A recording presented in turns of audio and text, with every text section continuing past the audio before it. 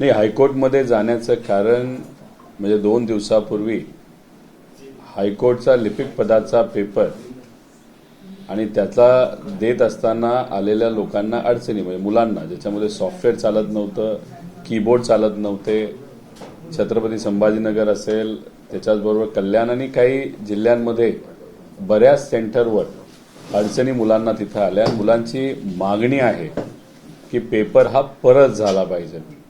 तर मुलांचं जे म्हणणं आहे ते सांगण्यासाठी मी तिथे अधिकाऱ्यांना आणि हायकोर्टच्या सर्व प्रमुख पदाधिकाऱ्यांना भेटण्यासाठी गेलो होतो. चर्चा चांगली झाली, त्यांनी सगळा विषय समजून घेतला आणि त्या बाबतीत ते सकारात्मक आहेत की मुलांच्या बाजूने पुढच्या 2 ते 3 दिवसांमध्ये आम्ही निर्णय घेणार म्हणजे घेणार.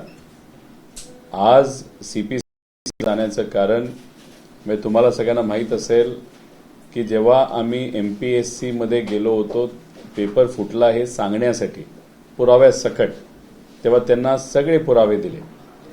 आम्ही बोलल्यानंतर, भेटल्यानंतर लगेचच्या लगेच त्यांनी तपास हा मुंबई पोलिसांकडे दिला. मुंबई पोलिसांच्या त्या पीआय जे आहेत, जे हा सगळा तपास बघतायत, त्यांच्याबरोबर सुद्धा आमची काही दिवसांपूर्वी चर्चा झाली. पण फक्त चर्चाच झाली, पुढे काही झालंय असं आम्हाला वाटत नाही. त्यामुळे हा तपास प्रमुख अधिकारी म्हणून मुंबईचे हे सीपी साहेबांकडे आहे. त्यामुळे सीपी साहेबांकडे जाऊन या मुद्द्यांवर आम्ही परत चर्चा करणार आहोत की मुलांच्या भवितव्याचा विषय इतका महत्त्वाचा असताना सुद्धा जर एमपीएससीचा पेपर जो फुटलाय त्या बाबतीत तुम्ही कुठंच काही चर्चा करत नसाल, नाहीतर तपासच पुढे जाणार नसेल, तर हे योग्य नाही. त्या बाबतीत ते काय बोलतात एकदा भेटल्यानंतर मी आपल्या सर्वांना सांगेलच. आणि त्याच्याचबरोबर सीपी साहेबांना भेटत असताना काही दिवसांपूर्वी त्यांना एक पत्र एसआरएच्या बाबतीत मिटकर नावाचा जो अधिकारी, त्याच्याबद्दल मोकोका त्यांच्यावर लावण्यात यावा आणि हायकोर्टली निकाल देऊन सुद्धा जी कारवाई त्या ठिकाणी होत नाही, त्याच्यामध्ये एका कंडिशनच्या अंतर्गत त्याच्या मोकोका सुद्धा लागू शकतो, ती विनंती करण्यासाठी आम्ही सर्वजण तिथे सीपी साहेबांना भेटण्यासाठी आज जाणार आहोत. मिटकर यांना नेमकं असं काय केलं की तुम्ही थेट मोक्का लावण्याची त्याच्यावर मागणी करताय? आणि हा अधिकारी नेमका कोण आहे, बॅकग्राऊंड काय? आणि मागच्या तुमच्या सरकार देखील त्यावेळी होतं, त्यावेळी देखील हा अधिकारी ऍक्टिव्हली काम करत होता. आणि आमचं सरकार असलं काय नसलं काय, जो अधिकारी चुकीचा आहे तो अधिकारी चुकीचाच आहे. 5,000 कोटीचा भूखंड जो सामान्य लोकांचा आहे, नाही तर जिथं एसटीपी प्लांट म्हणजे सिवेज ट्रीटमेंट प्लांट मुंबई वाढतंय, मुंबई जर वाढत असेल तर सिवेज ट्रीटमेंट प्लांट लागणार आहे.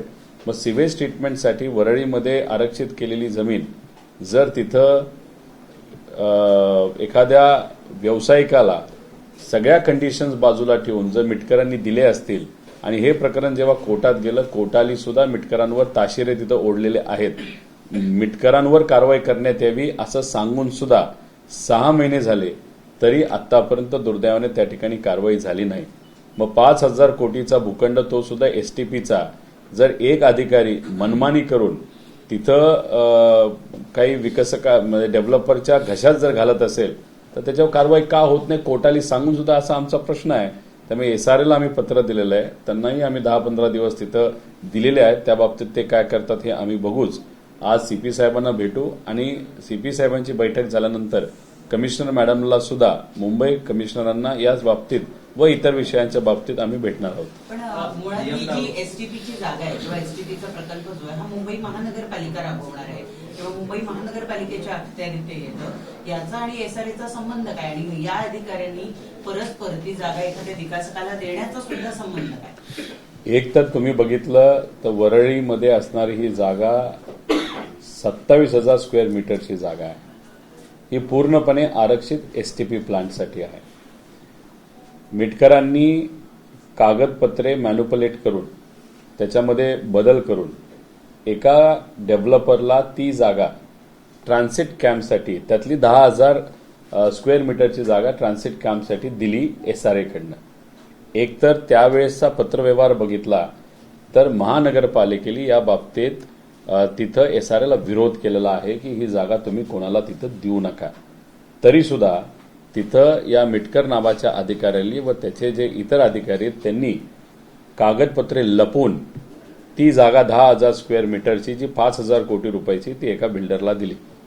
हा विषय जेव्हा कोर्टात गेला तेव्हा कोर्टाली हे प्रकरण पूर्णपणे समजून घेतलं आणि त्याच्यामध्ये मिटकर जबाबदार आहे हे इल्लीगल गोष्ट करण्यासाठी, कागदपत्राचा हेरफार करण्यासाठी व काही महत्वाचे महानगरपालिकेचे कागदपत्र दाबून एखाद्या डेव्हलपरला मदत करण्यासाठी हा मिटकर जबाबदारी असं हायकोर्ट मुंबईला तिथं सांगून सुद्धा आणि एसआरएला तिथं त्याच्यावर कारवाई करा हे सांगून सुद्धा कारवाई त्या ठिकाणी झालेली नाही. आता आम्ही महानगरपालिका मुंबईला भेटण्याचं कारण असं आहे, एक तर पूर्वी तुम्ही पत्रव्यवहार असा केलाय की 27,000 स्क्वेअर मीटरची जी जागा आहे ती एसटीपीसाठी आरक्षित आहे आणि ती तशीच तिथं ठेवण्यात यावी. पण आम्हाला असं कळतंय की मुंबई महानगरपालिका आता प्रयत्न करत आहे, नाही तर पत्रव्यवहार राज्य सरकार बरोबर करत आहे की 10,000 स्क्वेअर मीटरची जागा दुसऱ्या कुठल्या तरी डेव्हलपरला त्या ठिकाणी देण्यात यावी. असं जर तिथं होत असेल तर एका बाजूला सुरुवातीला तुम्ही विरोध करता आणि मग आता तुम्ही म्हणता की 10,000 स्क्वेअर मीटरची जी 27,000 पैकी जागा आहे ती तुम्ही एका डेव्हलपरला देऊन टाका. म्हणजे कुठं ना कुठं तरी महानगरपालिका सुद्धा डेव्हलपरच्या बाजूने निर्णय घेत मुंबईच्या सामान्य लोकांना महत्वपूर्ण असणारी एसटीपी म्हणजे तिथं गटर स्वच्छ करण्याला जे काही प्लांट तिथं लागतो ती जागा डेव्हलपरला सहजपणे त्या ठिकाणी दिलं जात असेल तर आम्ही त्या गोष्टीचा विरोध करतो. परंतु दादा दोन्ही म्हणजे जसं तुम्ही आता म्हणता की बीएमसी आणि एसआरए हे दोन्ही विभाग अर्बन डेव्हलपमेंटच्या आत येतात. समजा जर जी महानगरपालिका आधी या प्लॉटला विरोध करत होती तीच महानगरपालिका आता जर हा प्लॉट द्यायला निघालेली असेल तर हे दोन्ही विभाग जे आहे ते एकनाथ शिंदेच्या अंडर येतात. मग या संदर्भामध्ये आपण त्यांच्याशी काही चर्चा केलेली आहे का, किंवा पुढचा टप्पा तुमचा त्यांच्यापर्यंत पोहोचून याची तक्रार करण्याचा? एकदा दोनदा त्यांना भेटण्याचा प्रयत्न नाही तर वेळ घेण्याचा प्रयत्न तिथं केला, पण ती काय आतापर्यंत वेळ मिळालेली नाही. कदाचित काही राजकीय आणि महत्वाच्या विषयामध्ये ते व्यस्त असावेत. आज कॅबिनेटची बैठक आहे, ती बैठक झाल्यानंतर आम्ही भेटण्याचा त्यांना तिथं प्रयत्न करू. पण हे जे काय घडलेलं आहे ते अधिकारी लेवलला झालेलं आहे. मिटकर हा जो अधिकारी तो स्वतःलाच तिथला राजा समजतो एसआरएचा, असं कुठेतरी आम्हाला जाणवतंय. आणि आम्हाला हेही कळालंय की ठराविक मोठे डेव्हलपर सोडले तर बऱ्याच लहान आणि मीडियम डेव्हलपर बरोबर तो कॉन्ट्रॅक्ट करतो, पार्टनरशिप करतो. आणि समजा एखाद्या भूखंडाची जागेची किंमत 1,000 पर स्क्वेअर मीटर असेल तर त्याच्यामध्ये कॅशमध्ये अतिरिक्त 200-300 रुपये प्रति स्क्वेअर मीटर हे मिटकरांना तिथं पार्टनरशिपमध्ये द्यायला तो भाग डेव्हलपरला मिटकर हा भाग पाडतो. असंही काही गोष्टी एसआरएमध्ये तिथं सुरू आहे. एसआरए कशासाठी आलेली आहे तर गरिबांना घरं देण्यासाठी आलेली आहे.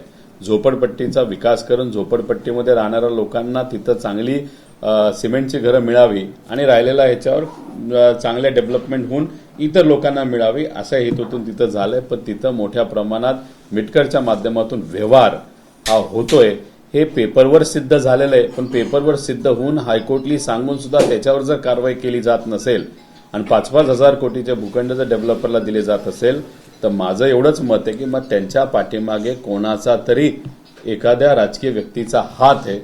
तो पण आपल्याला येत्या काळामध्ये शोधावा लागेल. पण शोधण्याच्या पूर्वी सरकारला आम्ही विनंती करतो की त्या खोलात आम्ही जात नाही. हा अधिकारी जो जबाबदार आहे, हायकोर्टने सांगितलेलं आहे की तो जबाबदार आहे, त्याच्यावर लवकरात लवकर कारवाई करणं हे अतिशय महत्वाचं आहे. आणखी एक बाब आहे, मिटकर या अधिकाऱ्यानं कसं एसआरएमध्ये कोणताही अधिकारी महाराष्ट्रात जिथं जिथं विभाग आहे त्या ठिकाणी सर्टन लेवलपर्यंत तुम्हाला थांबता येतं, त्यानंतर तुमची बदली होते. मात्र या संबंधित अधिकाऱ्यांना आपले काही मित्र सहकारी सोबत घेऊन एक भली मोठी रक्कम सरकारला मोजली आणि त्यानंतर परमनंटची ऑर्डर त्यांना काढून घेतली. अनेक वर्ष झाली ही मंडळी त्या ठिकाणी आहे. या संदर्भात तुम्ही काय करता? सहसा एसआरएमध्ये एकतर आम्ही मुख्यमंत्री साहेबांना भेटून विनंती करणारे, एसआरएमध्ये एसआरएची स्वतःची भरती तुम्ही तिथं करा. ती भरती होत नाही तोपर्यंत आणि आतापर्यंत काय पद्धत असायची की महानगरपालिकेची लोक एक परीक्षा द्यायचे. परीक्षा दिल्यानंतर त्या परीक्षेमध्ये जे जे काही अधिकारी पास व्हायचे ते एसआरएमध्ये जायचे. आता ह्याच्यामध्ये आम्हाला जे कळालेलं आहे की काही ठराविक लोक हे दुसऱ्या विभागाचे म्हणजे म्हाडा विभागाचे नाही तर इतर विभागाचे सुद्धा बिना परीक्षा घेऊन त्यांना एसआरएमध्ये त्या ठिकाणी आणलेलं आहे. त्याचाही आमचा अभ्यास चालू आहे. त्यामुळे बिना परीक्षा देऊन कोण कोण तिथे आलेलं आहे याचा सुद्धा तिथं आपल्याला अभ्यास करावा लागेल. कारण का जी प्रथा आहे, प्रथा अशीच आहे की परीक्षा देऊन महानगरपालिकेची लोक घेतली जातात. त्याला काय आम्ही खूप वेगळा विरोध करेल असं नाही.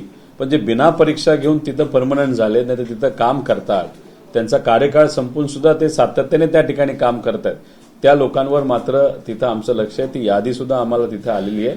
पण पहिलं टार्गेट मोठा मासा तो मिटकर आहे आणि त्यानंतर हे जे काही छोटे मासे जे डेव्हलपरला पण त्रास देत आहेत, त्यानंतर लोकांनाही त्रास देत आहेत, वेळेवर जे लोकांना घरं मिळायला पाहिजे, चावा मिळायला पाहिजे, नाहीतर भाडं मिळायला पाहिजे, ते दुर्दैवाने त्या ठिकाणी गरीबाला, सामान्य लोकांना भाडंही मिळत नाही, घरही मिळत नाही.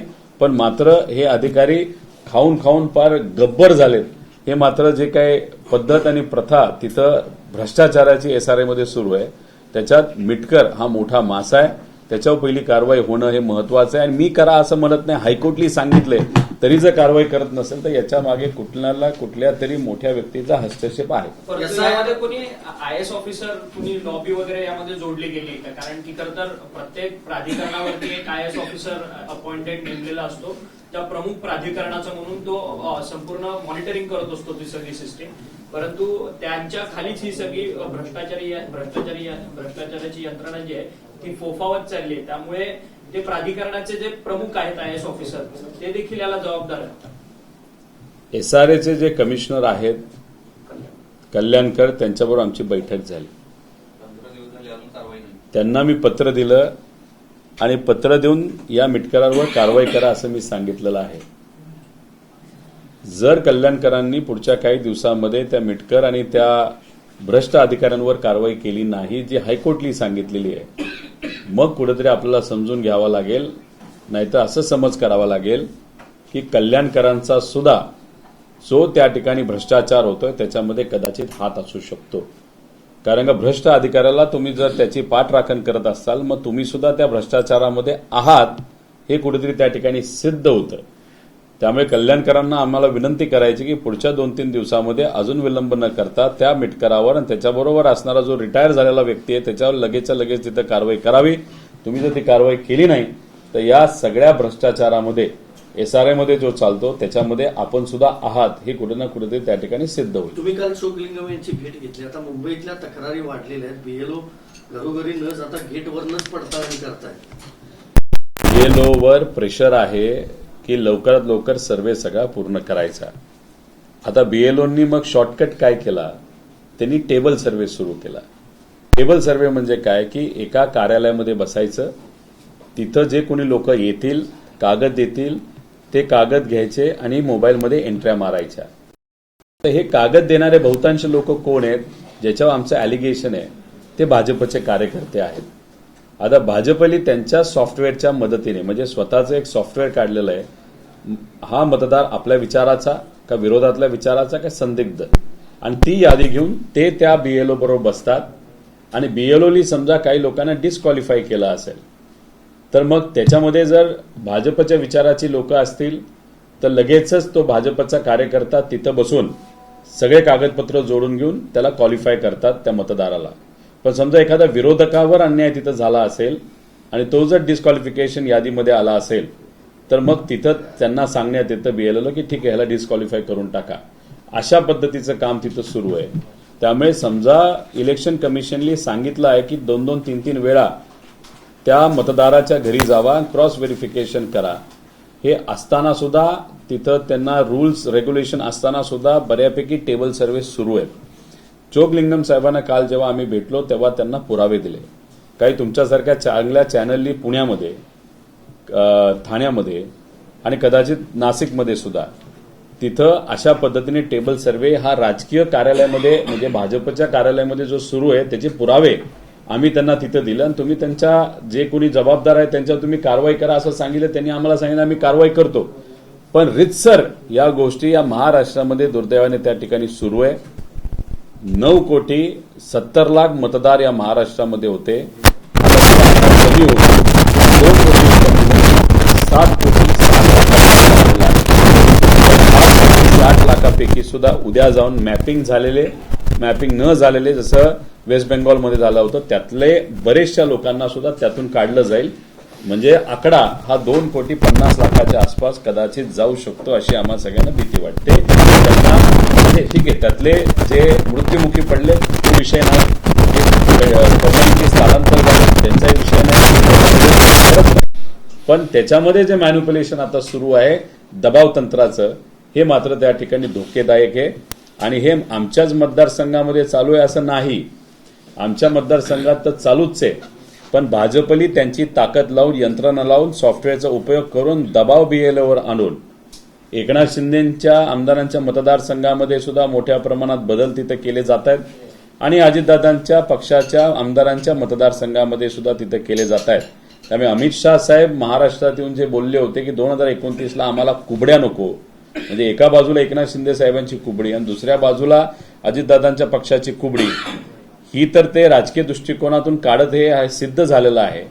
पण एसआयआरच्या माध्यमातून सुद्धा या कुबड्या ह्या आपल्याला लागणार नाहीत याची दक्षता भाजप नक्कीच त्या ठिकाणी घेत हे कुठेतरी सिद्ध होतं. भाजपने असा देखील आरोप केलाय की बीएलओ जे आहेत इतर पक्षांचे ते येत नाहीयेत. आम्ही जवळपास 92% बीएलओ दिलेले आहेत, तर इतर राजकीय पक्षांनी बीएलओ दिले नाहीयेत, त्यामुळे नंतर ओरड करतायत, अशा पद्धतीचा आरोप ते करतायत. बीएलओ हा सरकारी अधिकारी असतो, बीएलए हा एखाद्या राजकीय पक्षाचा कार्यकर्ता असतो. महाविकास आघाडी म्हणून आम्ही सर्वजण एकत्रित एकमेकांशी चर्चा करून आमचे जे काही बीएलए आम्ही तिथे दिलेले आहेत, तिथं जे काही लोकांवर तिथं अन्याय होतो तो अन्याय होऊ नये याची दक्षता तिथं घेतोय. आम्ही महाविकास आघाडी म्हणून काम करत असतो, त्यामुळे भाजपने त्या बाबतीत टेन्शन घेऊ नये. तुम्ही तुमच्या मित्रपक्षाला कसं मारताय, कसं संपवताय, कुबड्या कशा टांगून ठेवताय हे मात्र त्या ठिकाणी सिद्ध आहे. पण महाविकास आघाडीमध्ये आम्ही तसं करत नाही, आम्ही एकत्रित बसून त्या ठिकाणी काम करतोय. आता एसआयआर मधून कुबड्या काढण्याचं कसं चाललंय हे मी काल काही प्रमाणात तुम्हाला सांगितलं. 24ला जेव्हा यादी जाहीर होईल त्यात अजून डिटेलमध्ये जाऊन सांगेलच. पण काल तुम्ही एक निर्णय बघितला असेल मुख्यमंत्री साहेबांचा, त्यांनी ऑफिशियली कागदावर आता सांगितलेलं आहे की कुठल्याही मंत्र्याचा कुठलाही निर्णय हा ओव्हररूल करण्याची ताकद ही मुख्यमंत्र्याला त्या ठिकाणी मुख्यमंत्री साहेबांनीच तिथे दिलेली आहे, म्हणजे सरकारनेच दिलेली. याच्या आधी कुठल्याच मंत्र्याचं तसं काही चालत नव्हतं. पण काल कागद आल्यानंतर जे काही मोघम रूल होता या महाराष्ट्रामध्ये की मुख्यमंत्री काही करू शकतात, कारण का स्वतः त्यांनी अधिवेशनामध्ये वक्तव्य केलं होतं, बाकी मंत्री काही घेणं देणं नसतं, मुख्यमंत्री हा मेन असतो हे अधिवेशनात त्यांनी तिथं सांगितलं होतं. एकच नेता असतो, तो असतो मुख्यमंत्री. हे आता आजपर्यंत अघोषित जे होतं, काल प्रिंट आल्यामुळे जीआर काढल्यामुळे ते कुठंतरी आता घोषित झालेलं आहे. त्यामुळे एकनाथ शिंदे साहेब आणि अजितदादांचा पक्ष या सगळ्या गोष्टी किती दिवस सहन करतील हे त्यांनाच त्या ठिकाणी विचारावं लागेल. काँग्रेस नेते हुसेन दलवाई यांनी सांगितलंय की ठाण्यामध्ये एकनाथ कार्यक्रम झाला, शिंदे त्या कार्यक्रमामध्ये वेगळंच वंदे मातरम वाजल्याचं समोर आलं. परिवहन विभागाचा कार्यक्रम होता, एकनाथ शिंदे कार्यक्रमात होते, प्रताप सरनाईक होते आणि त्यावेळी लता मंगेशकर यांना गायलेलं पुकार चित्रपटातलं गाणं लागल्याचं पाहिलं. काय कारवाई करणार आहात तुम्ही? माफी मागणार आहात का? तुम्ही काँग्रेसला माफी मागा असं तिथं सांगता भाजप म्हणून. आता एकनाथ शिंदे साहेबांच्या कार्यक्रमामध्ये तिथं जे चुकीचं गाणं लागलं त्या गाण्याला कोण जबाबदार? त्याच्यावर हे एकनाथ शिंदे साहेबांचा पक्ष नाही तर सरनाईक साहेब हे तिथं माफी मागणार का?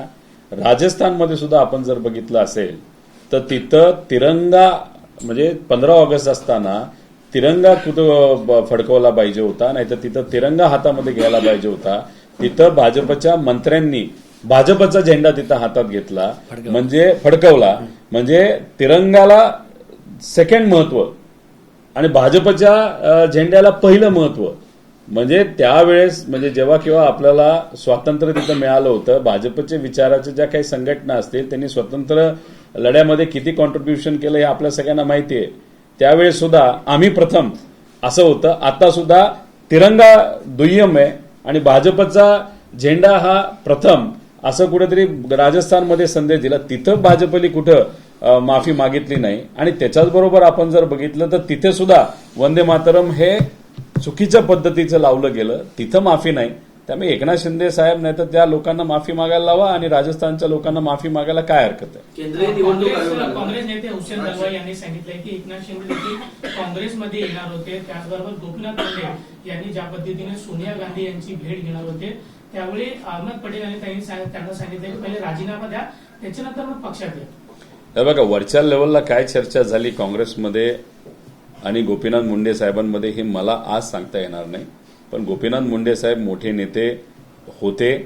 गोपीनाथ मुंडे साहेब असतील, फुंडकर साहेब असतील, खडसे साहेब असतील, महाजन साहेब असतील, यांनी सगळ्यांनी मिळून प्रामाणिकपणे भाजपचा पक्ष जो सत्तेत अनेक वर्ष नव्हता तो जिवंत ठेवला आणि 2014ला सत्तेत येण्यासाठी या सगळ्यांनी मिळून तिथं प्रयत्न केले. महाजन साहेब आधी गेले होते, पण बाकी सर्व नेते होते. आणि पण नंतरच्या काळामध्ये आपण बघितलं असेल की मुंडे साहेबांवर आणि सगळ्या नेत्यांवर मोठ्या प्रमाणात भाजपकडनं तिथं अन्याय झाला, हे मात्र मी तिथं सांगू शकतो. पण काँग्रेसच्या नेत्यांमध्ये आणि त्या नेत्यांमध्ये काय चर्चा झाली हे मात्र मला सांगता येणार नाही. केंद्रीय निवडणूक आयोगानं राज्य निवडणूक आयोगाला निर्देश दिलेत, एसआयआरची मोहीम झाल्याशिवाय कुठल्याही निवडणुका घेऊ नका. 20 जिल्हा परिषदा, 211 पंचायत समित्यांच्या निवडणुका 2027 मध्येच होणार आहेत. आता होऊ शकतील.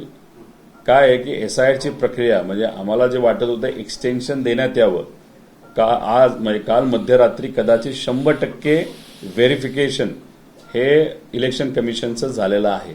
आणि त्याच्यातच 2 कोटी आणि 10 लाख लोकांची नावं ही आता मतदार यादीतून कापण्यात आलेली आहे, कारण त्यांच्याकडनं कुठलीच माहिती आलेली नाही. आता पुढच्या प्रक्रियेचा जर आपण अभ्यास केला, त्याच्यामध्ये मॅपिंग आहे, त्याच्यामध्ये जी यादी आहे ती आपल्याला प्रकाशित केली जाईल. ती यादी प्रकाशित केल्यानंतर त्याच्या ऑब्जेक्शन्स, कोणाचं काय म्हणणे हे तिथं बघितलं जाईल. फॉर्म 6चा अजून मुद्दा आहे. त्यामुळे या सगळ्या प्रक्रियेला अजून 4-5 महिने कदाचित लागू शकतील असा आमच्या सगळ्यांचा अंदाज आहे. आणि जर केंद्रीय इलेक्शन कमिशनने तिथं राज्य इलेक्शन कमिशनला सांगितलं असेल तर इलेक्शन कमिशन राज्याला हे ऐकावंच लागणार. काल सुद्धा आम्ही चोकलिंगम साहेबांशी बोलत असताना जे अवघड प्रश्न होते त्यांनी सरळ सरळ तिथं सांगितलं हे आमच्या हातात नाही, हे केंद्रीय इलेक्शन कमिशनच्या हातात आहे. त्यामुळे ठराविक प्रश्नाचं उत्तर आम्हाला मिळालं, पण बाकी प्रश्नाला उत्तर देत असताना तुम्ही मांडलेले मुद्दे म्हणजे आम्ही जे मुद्दे मांडलेले आहेत की मोबाईलचं व्हेरिफिकेशन झालं पाहिजे, की जीपीएस टॅगिंग झालं पाहिजे, ह्या सगळे विषय तुमच्या वतीने आम्ही केंद्रीय आयोगाला तिथं पाठवू. त्यामुळे राज्याचा आयोग हे तसं बघितलं तर केंद्रीय आयोगाच्या मार्गदर्शनाखाली चालत असल्यामुळे तिथं इलेक्शन नक्कीच पुढे जाऊ शकतील. जरा गेले काही दिवस आपण जर बघितलं, गडचिरोलीची घटना, 3 मुलींना सर्पदंशामुळे मृत्यू झाल्यानंतर नागपुरामध्ये आदिवासी समाजाच्या वतीनं मोठ्या प्रमाणावर आंदोलन केलं जातं. आज 6वा-7वा दिवस आहे. त्यांच्या वतीनं एक पत्र आज मुख्यमंत्र्यांना इथे कॅबिनेटच्या इथे पाठवण्यात येणार आहे. आज जर त्यांच्या मागण्या मान्य नाही झाल्या तर काहींनी आत्मदहनाचा इशारा सुद्धा दिला. 3 मुलींचा सर्पदंश होऊन तिथं मृत्यू झाला, अतिशय दुर्दैवी गोष्ट घडली. पण गेल्या 2 वर्षाचा आपण अभ्यास केला. सुनीलजी भुसारा आमच्याबरोबर आहेत, ते आदिवासी नेते आहेत. त्यांचा अभ्यास आणि त्यांचा त्या परिसरामध्ये संपर्क खूप मोठ्या प्रमाणात असल्यामुळे त्यांच्याशी आम्ही संवाद साधत असताना गेल्या 2 वर्षामध्ये या सर्व आदिवासी शाळांमध्ये 400 ते 450 पेक्षा जास्त मुलामुलींचा मृत्यू 2 वर्षामध्ये तिथं झालेला आहे, कुठल्या ना कुठल्या कारणांमुळे. हे अतिशय दुर्दैवी आहे. आणि मग याच्यासाठी न्याय मिळावा आदिवासी समाजाच्या मुलामुलींसाठी, त्यासाठी जर नागपूरला आंदोलन होत असेल त्या आंदोलनाला आमचा पाठिंबा आहे. सरकारने सुद्धा त्या बाबतीत लक्ष देण्याची खऱ्या अर्थाने जरूरत आहे. काही दिवसांपूर्वी तुम्ही बघितलं असेल की हॉस्टेलच्या बाबतीत म्हणजे आदिवासी मुलांचं जे हॉस्टेल मोठ्या मोठ्या शहरांमध्ये आहे त्याच्यामध्ये त्यांनी कंडिशन्स टाकल्या होत्या. त्या कंडिशन्स काय होत्या की समजा स्थानिक म्हणजे मुंबईमध्ये एखादं हॉस्टेल असेल तर स्थानिक आदिवासी मुलांना प्राधान्य दिलं जाईल. अरे पण आदिवासी समाज कुठं राहतो, कसा राहतो याचा अभ्यास सरकारने करायला पाहिजे होता. बाहेरूनच बहुतांश लोक तिथे येऊन राहणार आहेत. त्याच्याच बरोबर त्यात अजून एक कंडिशन टाकली होती की कुठल्याही संघटनेशी, कुठल्याही राजकीय पक्षाची तुम्ही संलग्न नसावं, कुठलं आंदोलन तुम्ही करायचं नाही. म्हणजे आदिवासी समाज हा ऐकतो म्हणून त्यांच्यावर काय गोष्टी लादण्याचा प्रयत्न केला ज्या असंविधानिक आहे. त्यामुळे हे जे काय चाललंय आदिवासी समाजाच्या बाबतीत नाही तर इतरही समाजाच्या बाबतीत तो अन्यायकारक आहे. त्यासाठी जर आदिवासी समाज रस्त्यावर येत असेल तर पूर्णपणे त्या समाजाला आणि त्यांच्या मागण्याला त्या ठिकाणी आमचा पाठिंबा आहे. कंत्राटदारांचे पैसे थकलेले आहेत राज्यभरातल्या कंत्राटदारांचे जवळपास 90,000 कोटी रुपये थकीत आहेत. त्याकरता आज विदर्भात देखील मोठ्या प्रमाणात कंत्राटदार एकवटलेले आहेत आणि आंदोलन करतात आहेत. गेल्या 2-3 दिवसांपासून आझाद मैदानावरती देखील कंत्राटदार आंदोलन आहेत. त्यांचं जे आंदोलन आज आहे ते 12:30-1 वाजता आम्ही सुद्धा त्या आंदोलनामध्ये जाणार आहोत. 88,000 ते 90,000 कोटी रुपये या सर्व छोट्या मोठ्या कंत्राटदारांचे तिथं सरकारकडे अडकलेले आहेत. त्यात तुम्ही पीडब्ल्यूडी विभाग घ्या, जलजीवन म्हणजे जो त्याच्या अंतर्गत पैसे आहेत, त्याच्याबरोबर ग्रामविकासचे पैसे आहेत, विविध विभागाचे पैसे 90,000 कोटीच्या आसपास आहेत. दुसऱ्या बाजूला गुजरातचे जे कोणी कॉन्ट्रॅक्टर आहेत, आंध्राचे कॉन्ट्रॅक्टर आहेत, त्यांना 10,000 5,000 कोटीचे कॉन्ट्रॅक्ट दिले जातात, त्यांचे पैसे मात्र वेळेवर जातात. पण मराठी कॉन्ट्रॅक्टरला तिथं मारलं जाते असं आमचं ठाम मत आहे. त्यांच्या मागण्या समजून घेऊन त्यांना पाठिंबा देण्यासाठी आम्ही सर्वजण 12:30 वाजता आझाद मैदानला त्यांच्या आंदोलनामध्ये सहभाग घेणार आहोत. सीजेपी आंदोलनातला एक व्हिडिओ आता समोर आला आहे. संसदेला उकरून टाकण्याची ज्या माओवाद्यांना भाषा केली तो अरुण बेलके त्या आंदोलनात होता, असा व्हिडिओ आता समोर आला. हे बघा, करोडो लोक रस्त्यावर आले होते. त्या करोडो लोकांमध्ये कोण कसा होता, कशा पद्धतीचा होता. आता करोडो लोकांमध्ये एखाद दुसरा जर तशा प्रवृत्तीचा व्यक्ती असेल तर मग एका व्यक्तीमुळे करोडो लोकांना तुम्ही जर नक्षलवादी बोलत असाल तर हे योग्य नाही. दिल्ली पोलिसांकडनं लाठीचार्ज केला गेला, त्याच्यामध्ये तिथे पोलीस विभागाचे किती लोक होते, त्याच्याचबरोबर जे काही रायट मॅनेजमेंटचे जे असतात ते किती होते आणि भाजपचे कार्यकर्ते किती होते याचाही अभ्यास तिथं झाला पाहिजे. भाजपच्या कार्यकर्त्यांना जे चप्पल घालून तिथं उभे होते त्यांना हातात काठी दिली गेली, त्या काठीच्या मागे खेळ लावले गेले आणि त्या भाजपच्या कार्यकर्त्यांनी मुलांना इतकं बेदम मारलं, मुलींना मारलं, पुरुष लोकांनी मुलींना मारलं. त्याच्याबद्दल तुम्ही काय बोलणार आहात? त्यामुळे एका व्यक्तीमुळे करोडो मुलांना तुम्ही नक्षलवादी बोलत असाल तर ते योग्य नाही. त्याच्याचबरोबर आपण जर बघितलं तर महाराष्ट्राचाच एक कुठला तरी अहवाल काल परवा एका न्यूजपेपरमध्ये आलेला आहे. लाखो व्हिडिओज हे 5 महिन्यामध्ये मुलांनी केलेले कुठे ना कुठेतरी ते दाबण्यात आले, नाही तर बंद पाडण्यात आले, नाहीतर मेटा नाही तर ह्या लोकांना सांगून ते थांबवण्यात आले. मग अभिव्यक्ती स्वातंत्र्यावर हा अन्याय आहे असंही आपल्याला त्या ठिकाणी म्हणता येईल.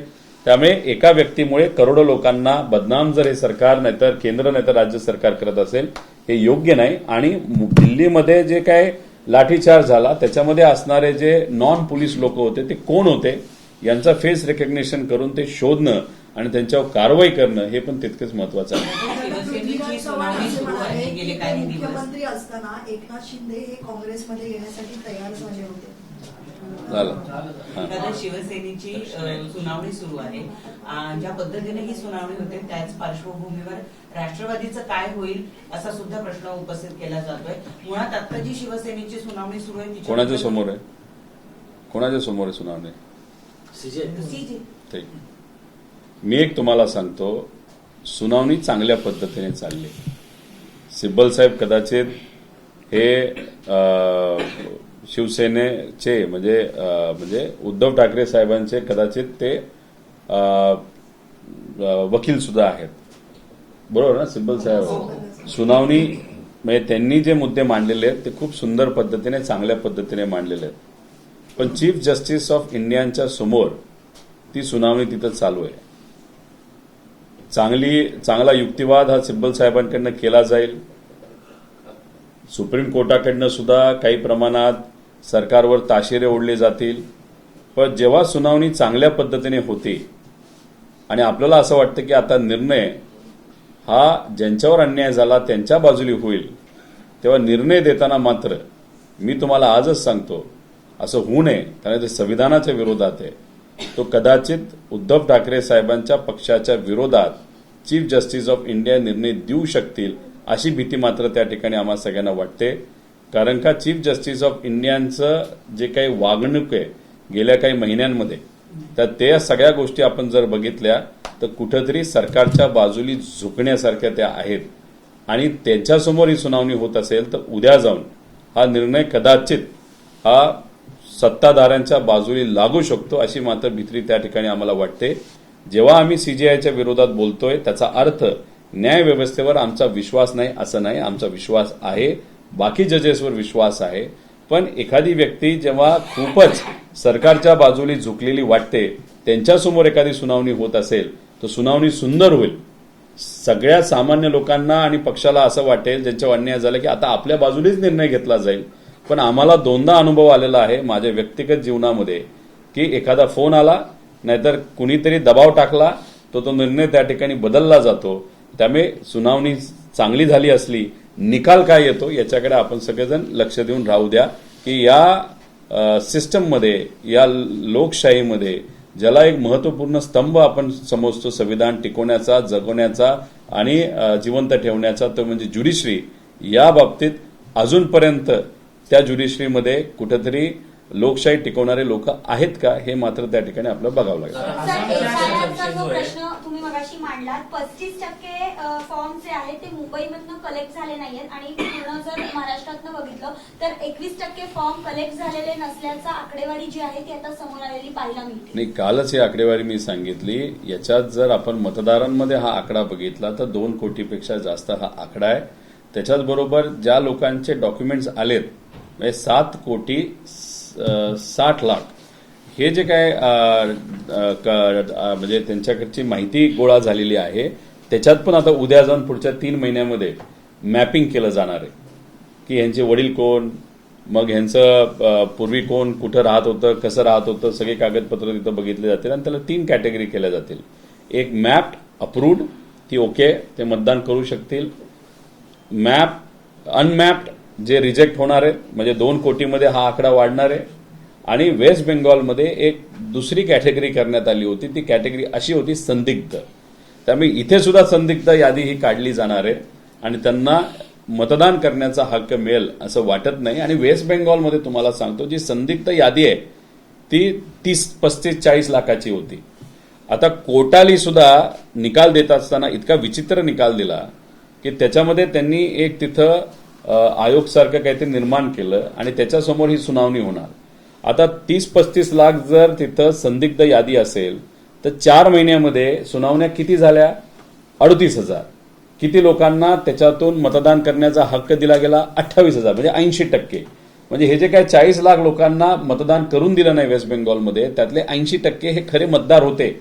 पण 4 महिन्यात जर फक्त 38-40,000 होतात म्हणजे वर्षाला 1,20,000 म्हणजे 5 वर्षात 6 लाख म्हणजे 40 लाख लोकांपर्यंत पोहोचायला त्यांना 5 इलेक्शन जावे लागतील तेव्हा ते पोहोचतील. आणि महाराष्ट्रात हा आकडा जर 40-50 लाख असेल तर यांना सुद्धा आम्हा सगळ्यांना भीती वाटते. वेस्ट बेंगॉलचा अभ्यास केल्यानंतर त्यांना सुद्धा कुठेतरी मतदानाला तिथं दिलं जाणार नाही. आणि हे जे मतदानापासून वंचित ठेवणारे लोक आहेत हे बहुतांश सत्ताधाऱ्यांच्या विरोधातले आणि खास करून बीजेपीच्या विरोधातले असू शकते. पंतप्रधान नरेंद्र मोदी 16 तारखेला बारामती दौऱ्यावर आहेत आणि त्या ठिकाणी ते प्रेरणास्थळाचं उद्घाटन करणार आहेत. ते नरेंद्र मोदी साहेब येतात नाही येतात हे अजूनपर्यंत मला कळालं नाही. पण तुम्ही म्हणत असाल आणि तुमच्याकडनं जर माझ्यापर्यंत माहिती आली असेल ते येत आहेत तर तिथं भगवान बुद्धांच्या विचाराने प्रेरित एक स्तंभ आपण तिथं केलेला आहे आणि स्तूप.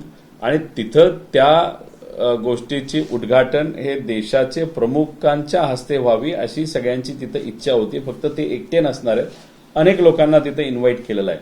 आमचं एवढंच मत आहे की भगवान बुद्धांचे विचार हे समावेशक होते. भेदभाव कुठलाच त्यांना तिथं चालत नव्हता. समावेशक सगळ्या लोकांना एकत्रित घेऊन माणुसकीच्या नात्याने काम केलं पाहिजे हे विचार खऱ्या अर्थाने होते.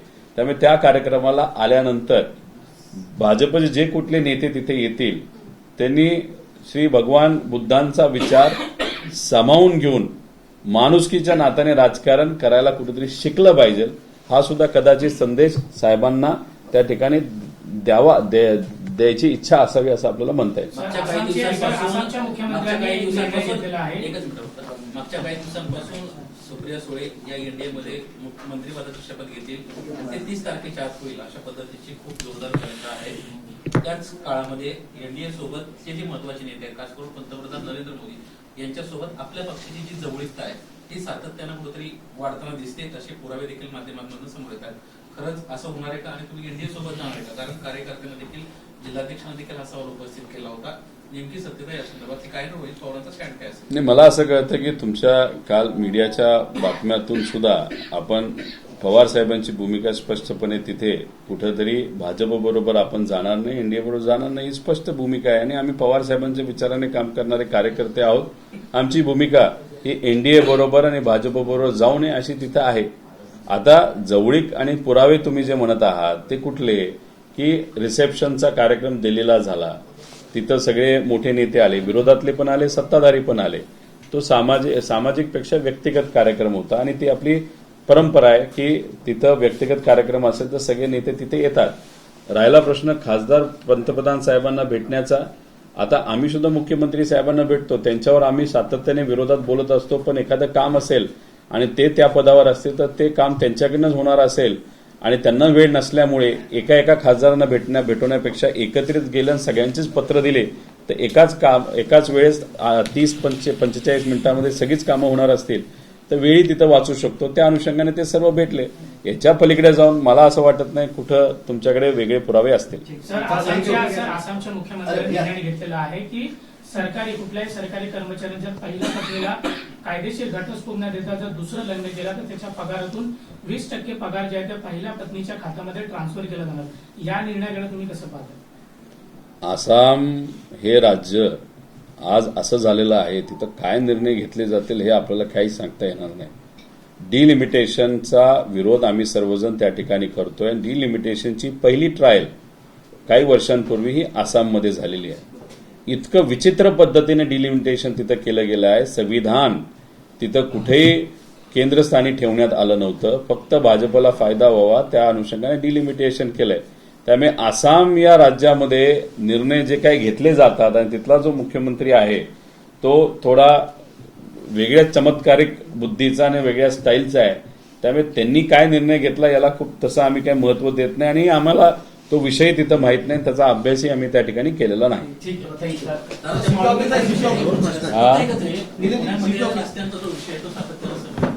माळुंगे बालेवाडी परिसरामध्ये 11 वर्ष एका मुलाचा दुर्दैवी मृत्यू झालेला आहे. ज्यांना अपघात केला तो देखील पळून गेलाय. रस्त्यांमुळे हा बळी गेला. काय झालंय की रस्त्यांची कामं ही कागदावर केली जातात आणि जी काही कामं होतात इन्फ्रास्ट्रक्चरच्या नावावर त्यात इतका भ्रष्टाचार होतो तर ती चांगल्या क्वालिटीची कामं होत नाही. आणि त्यामुळे काय होतंय की पावसाळ्याच्या काळामध्ये तिथं मुरुम टाकला जातो. मग तिथं गाड्या घसरतात. गाड्या घसरला की मारून एखादी गाडी येते ती अंगावरनं तिथं जाते. लहान मुलांचा मृत्यू होतो, महिलांचा मृत्यू होतात. आता मी जेव्हा चाकणला गेलो होतो त्याच्या आदल्या दिवशी 2 मुलं मोटरसायकलवर जात होते, घसरून पडले. मागून कंटेनर आला, त्यांच्या अंगावरनं गेला. म्हणजे गरीबाचा आणि मिडल क्लास लोकांचाच दुर्दैवाने याच्यामध्ये मृत्यू होतो. नाहीतर त्यांना सहन सगळ्या गोष्टी कराव्या लागतात. जेव्हा एखादा नेता जातो तेव्हा तो SUV मध्ये जातो. 1-1, 2-2, 3-3 कोटीची त्यांची गाडी असते आणि ती उंच असते. पण मध्यमवर्गीय जेव्हा कामाला जातो तेव्हा मारुतीमध्ये जातो, छोट्या गाडीत जातो ज्याची उंची कमी असते आणि ते बिचारे त्या खड्ड्यामध्ये तिथं अडकून बसतात आणि त्यांना एका साईडला जायला 3-3 तास तिथं लागतात. त्यांच्याबद्दलचा कुठला विचार सरकारकडनं तिथं केला जात नाही. आजच सकाळी मी MIDCचा मुद्दा इथं मांडतोय परत चाकणचा. आजच सकाळी नंदुरबारचे भाजपचे जे कुठले पदाधिकारी होते त्यांची एक क्लिप जी फार प्रसिद्ध झाली होती ती क्लिप मी परत तिथे टाकलेली आहे. चौधरी नावाचा जो काही त्यांचा पदाधिकारी होता, काल कदाचित त्यांना बरखास्त केलं नाही तर पक्षातून काढून टाकलं, तो वेगळा त्याच्यामध्ये विषय. ते एका संवादामध्ये मोबाईलवर जो रेकॉर्ड केलेला आहे त्याच्यामध्ये जे उद्योग मंत्री आहेत आजचे त्यांचे उद्योग कशा पद्धतीने सुरू आहेत आणि उद्योग मंत्री कशात बिझी आहेत. कारण का त्यांना उद्योगांकडे लक्ष देण्यासाठी वेळ नाही, MIDCकडे लक्ष देण्यासाठी वेळ नाही. पण खरा त्यांचा वेळ कुठल्या उद्योगात जातोय हे मात्र चौधरी जे भाजपचे पदाधिकारी होते आणि त्यांच्या 2000 क्लिप ह्या प्रसिद्ध झाल्या. त्यातली ही एक क्लिप ही उद्योग मंत्र्याची, ती तुम्ही एकदा समजून घ्या. त्याच्यावरनं तुम्हाला कळेल आज MIDCची जे काही वास्तव आहे, जे दुर्दैवाने खराब वास्तव आहे, अनेक अडचणी त्यांना तिथं असणाऱ्या व्यावसायिकांना सोसाव्या लागतात. त्याचं कारण हे चौधरींनी त्यांच्या क्लिपच्या माध्यमातून तिथं सांगितलेलं आहे. एकदम मनसोक्त बोलणारा हा चौधरी, त्याच्यावर मात्र त्या ठिकाणी कारवाई झाली. पण त्यांनी जे काही ऑडिओ क्लिप केल्यात त्याला काही मी समर्थन करत नाही. पण त्या ऑडिओ क्लिपच्या माध्यमातून अनेक नेत्यांवर तिथं ताशिरे ओढलेले आपण सगळ्यांनी बघितलेले. पण ही क्लिप ही उद्योग मंत्र्यांचे उद्योग काय चालतात हे मात्र त्या ठिकाणी सत्ताधारीच एक पदाधिकारी कसा सांगतो हे तुम्ही सगळ्यांनी ऐकलं पाहिजे.